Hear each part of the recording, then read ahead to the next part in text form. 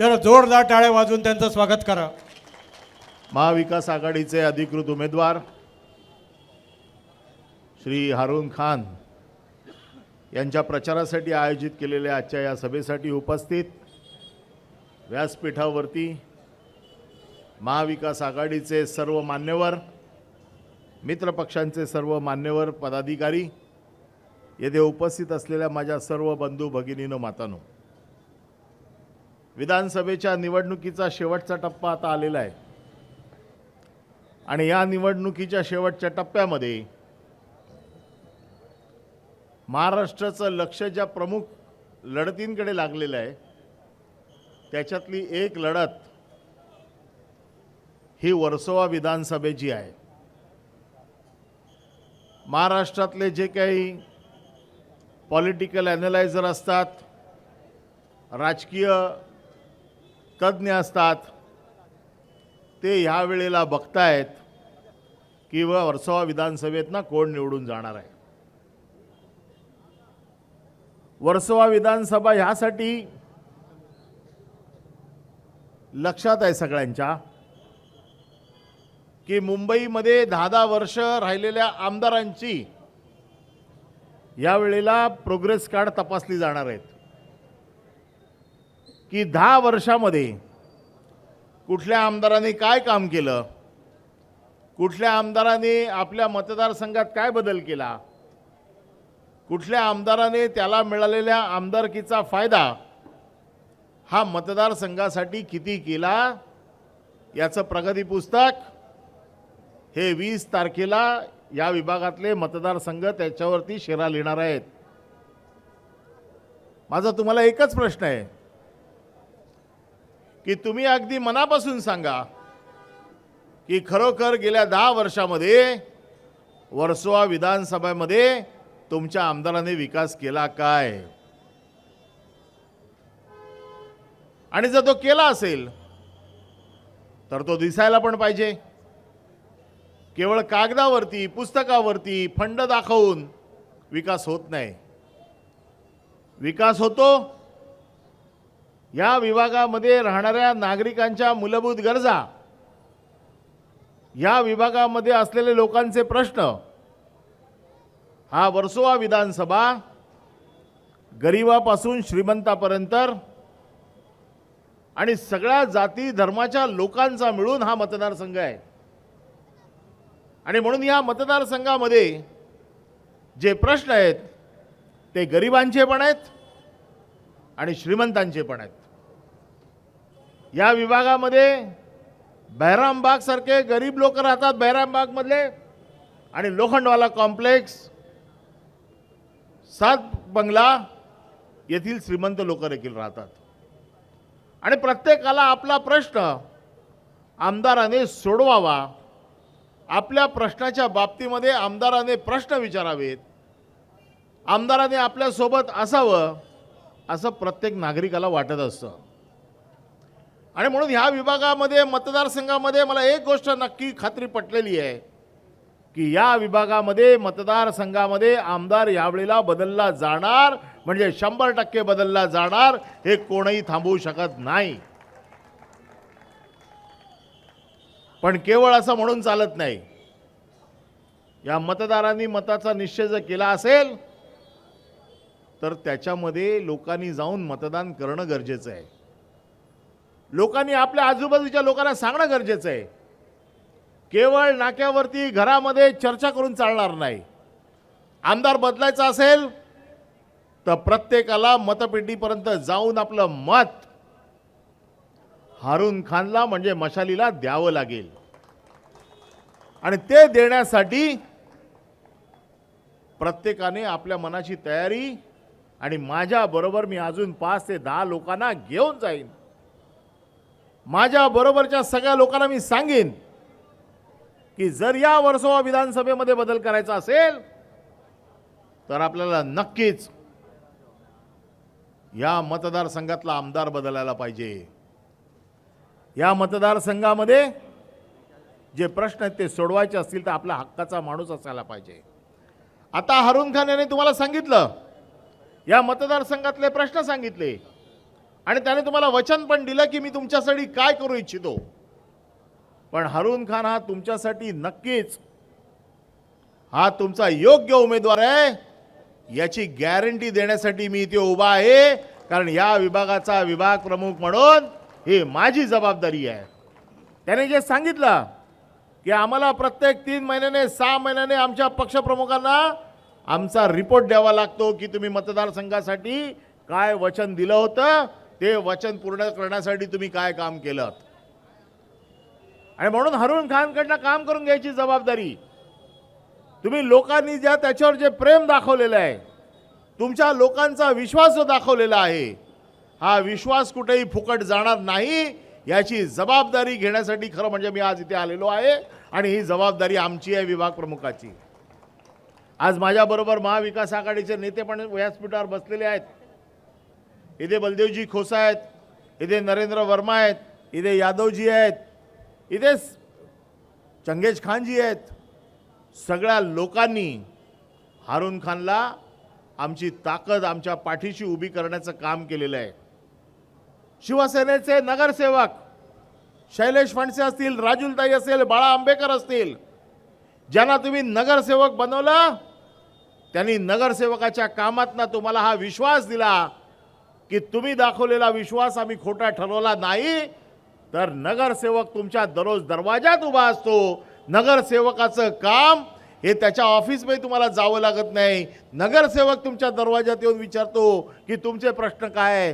त्याचप्रमाणे उद्या हारून खान देखील त्याच्या दरवाजात तुम्हाला जावं लागणार नाही. हारून खान तुमच्या दरवाजात येईल आणि लोकांना प्रश्न विचारेल की तुमचे काय प्रश्न आहेत सांगा, मी त्याचे उत्तर देतो, तुमच्या बरोबरीने मी हे काम करतो. अशा प्रकारे शिवसेनेचं काम चालतं. वर्सोवा विधानसभेमध्ये सगळ्यांचं लक्ष आहे. कोण म्हणतंय शिवसेनेला हिंदू उमेदवार मिळाला नाही, मराठी उमेदवार मिळाला नाही. अरे कुठे आला हिंदू आणि मराठी आणि मुस्लिम उमेदवार? हारून खान हा शिवसेनेचा कार्यकर्ता, शाखा प्रमुख, नगरसेवक, उपविभाग प्रमुख. शिवसेना जातपात मानत नाही, शिवसेना कार्यकर्ते मानते.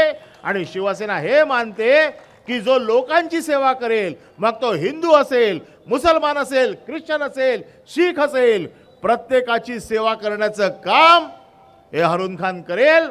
तो तिथे कुठलाही भेदभाव करणार नाही. ही माझी जबाबदारी आहे. कोण म्हणतं या विभागात मुस्लिम समाज मोठ्या प्रमाणात आमच्या पाठीशी उभा आहे. लोकसभेला या विभागातल्या मुस्लिम समाजाने आम्हाला भरभरून मतं दिली. इतकी मतं दिली की शेवटी मोजणारे मतं थकले. इतकी मतं दिली. मग आमचं काम नाही आहे तुमची सेवा करायचं?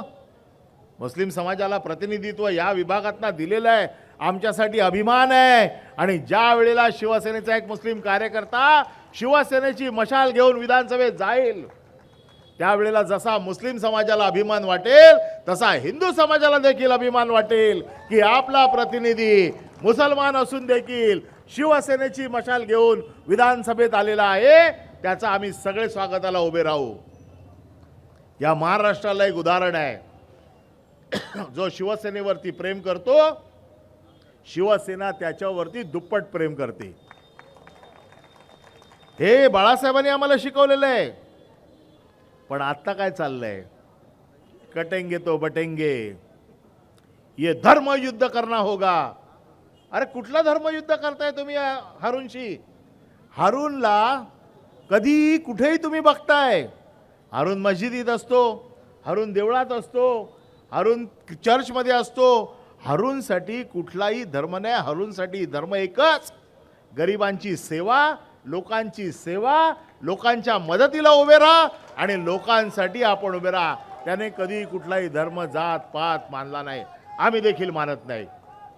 आज आम्हाला अभिमान आहे, आमचा कार्यकर्ता आहे आणि त्या अभिमानाने आम्ही त्याला उमेदवारी दिलेली आहे. आणि या विभागाने जे शिवसेनेवरती अमोल कीर्तीकरच्या वेळेला जे प्रेम केलं, अमोल कीर्तीकरच्या खासदारकीच्या वेळेला जो मतांचा पाऊस पडला, आज आमची वेळ आली आहे. एक दिवस तुम्ही फक्त आमच्यासाठी द्या. पुढची 5 वर्ष द्यायची जबाबदारी आमची आहे. अमोल कीर्तीकर हरलेला नाही, त्याला जबरदस्ती हरवलेलं आहे. पण मी तुम्हाला आत्ताच सांगतो, अमोल कीर्तीकर पुन्हा एकदा संसदेत जाणारच. कोर्टाच्या माध्यमातून तो लवकरात लवकर संसदेत जाईल आणि तुमच्या सेवेला पुन्हा एकदा हजर होईल. ही जबाबदारी आमची आहे. पण हे करत असताना आपल्याला गाफील राहून चालणार नाही. हे महायुतीचं सरकार हे इतक्या टोकाला गेलंय की कुठलेही धंदे करतील ते आता. त्या आपसामध्ये फूट घालतील, दंगे घडवतील, हिंदू मुसलमान दंगे घडवतील, हारून खानच्या बाबतीत खोट्या खोट्या बातम्या पसरवतील, काही करतील. शिवसेनेला प्रचारच करायचा द्यायचा नाही, अशा प्रकारचं काम चालू आहे. दररोज उद्धव साहेबांच्या मुद्दामून बॅगा तपासल्या जात आहेत, त्याचे व्हिडिओ लीक केले जात आहेत. त्यांचं हेलिकॉप्टर उडताना हेलिकॉप्टर थांबवलं जातंय कारण त्यांनी प्रचाराला जाऊ नये.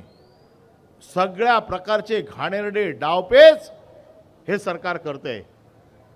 मी गेले कित्येक दिवस निवडणूक आयोगाशी भांडतोय, निवडणूक आयोगाकडे जातोय. काल त्या वायकरने तिकडे खुलेआम मातोश्री क्लबमध्ये पैसे वाटत असताना पकडला. पोलीस काय कारवाई करत नाहीयेत. आदित्य ठाकरेंच्या मतदारसंघामध्ये भांड्यांची गोडाऊन सापडली, पोलीस काय करत नाहीयेत. आता इथे आल्यावर मला असं कळलं की वरती स्टेजवर कोणी बसायचं, किती लोकांनी बसायचं हे देखील आता पोलीस ठरवायला लागलेत. या स्टेजवर कोणी बसायचं आणि किती लोकांनी बसायचं हा तुमचा अधिकार नाही आहे. नीट लक्षात ठेवा पोलिसांनो. नको ते कायदे तुम्ही हातात घेऊ नका. तुम्ही मालक झालेले नाही आहेत अजून आणि तुम्हाला हे अधिकार अजून कोणी दिलेले नाही आहेत. तुमचं काम आहे कायदा सुव्यवस्था बघणं, तुमचं काम आहे लाऊडस्पीकरची परमिशन देणं.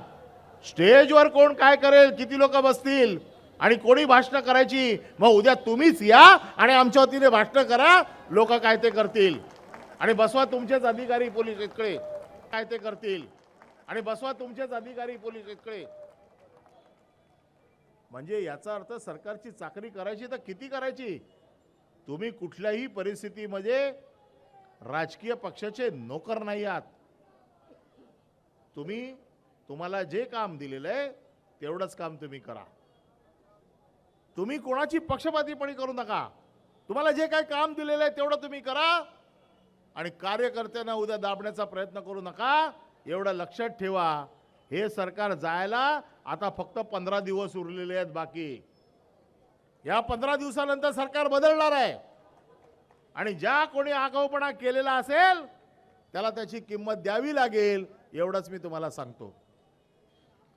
महाविकास आघाडीचं सरकार येईल या भीतीने हे सगळं चाललंय.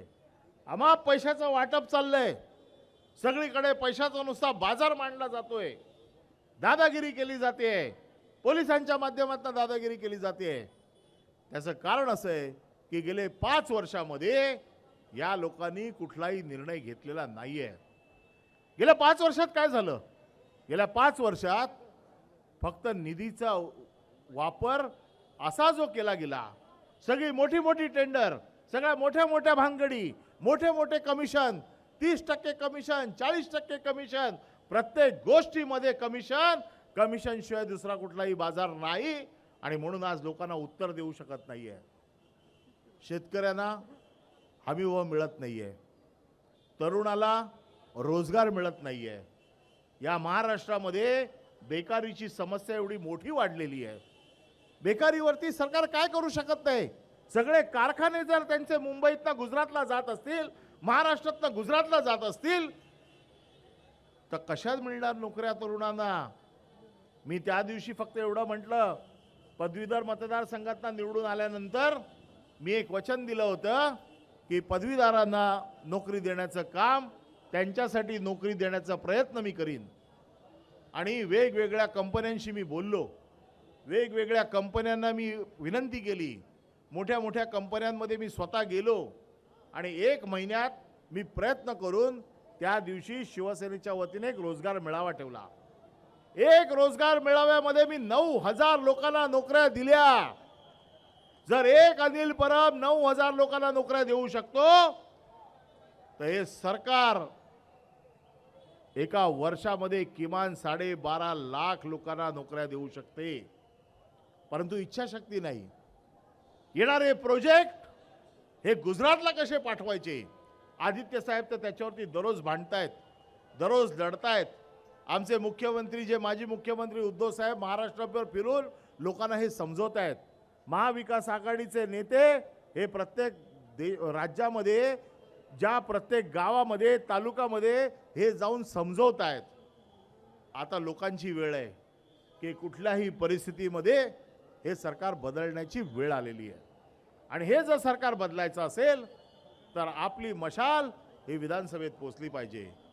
गफलत करू नका, आळशीपणा करू नका, कारण आपला खासदार आपण 48 मताने गमावलेला आहे. आणि 48 मताने जर खासदार जेव्हा हरतो त्यावेळेला त्याचं दुःख काय असतं हे आपण बघितलेलं आहे.